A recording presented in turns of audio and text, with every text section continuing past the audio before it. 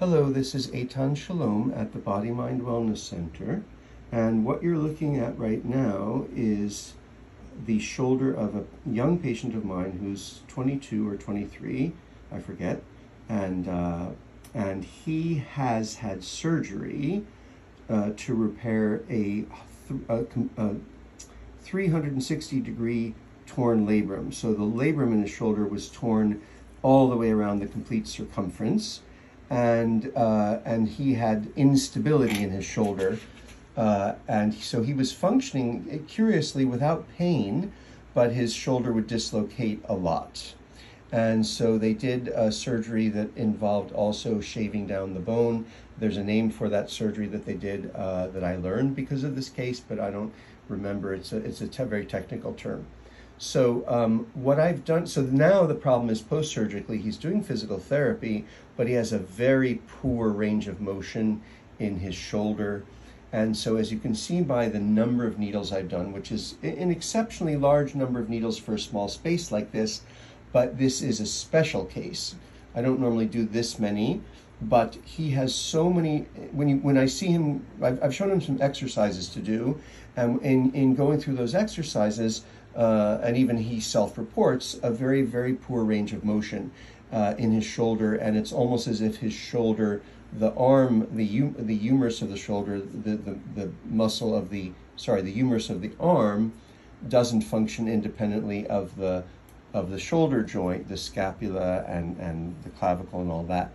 So I have, number one, the primary trigger points that I've released are, starting from the top, the upper trapezius, his supraspinatus trigger points, which are here, are okay, and then the infraspinatus, the teres major and the teres minor, and I've released as well as the rhomboid. So I'm releasing all of the trigger points and stimulating the motor points of all of the muscles of the rotator cuff in the back.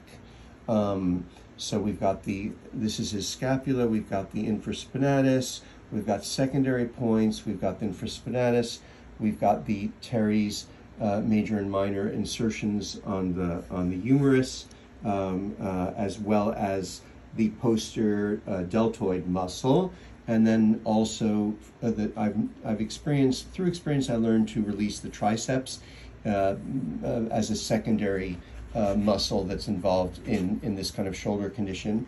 So why are there so many needles? Because in addition to those main motor entry points of those muscles and the primary trigger points that you would see in a Janet Travell trigger point book, Travell and Simons, which is the Bible for trigger point location, there are what are called, well, not always, but there often are what are called satellite trigger points, and those are trigger points that occur in places that aren't in the book and that are related to the primary ones. So what I'm doing is that if I started here and I'm getting the origin of three different muscles, and then as that muscle crosses the shoulder joint, I'm getting the belly of those muscles, the teres, the two teres and the infraspinatus. So that's the belly, that's the origin over there, and then I'm getting all three of those muscles as they insert on the deltoid. He tolerates very strong needling, so I've done strong needling on him, and you'll notice how red all of his skin is. That's called the histamine response, and that's a really good sign. I mean, it tells us that, for one thing, the body knows that the needles are there, as if it wouldn't know, but it's a stronger reaction. And I do find that when I needle people with their shoulders and they get this really strong histamine response, that's generally speaking a very good indicator that they're going to respond well. And this is only his second treatment, but after his first treatment, he did say that he had increased range of motion.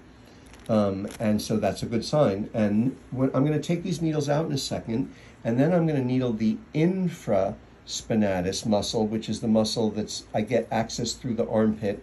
It has its origin on the inside of the scapula, on the other side, hence the term infraspinatus. And then I'm also going to do the anterior and medial deltoids, and I may possibly needle into the shoulder joint from the front.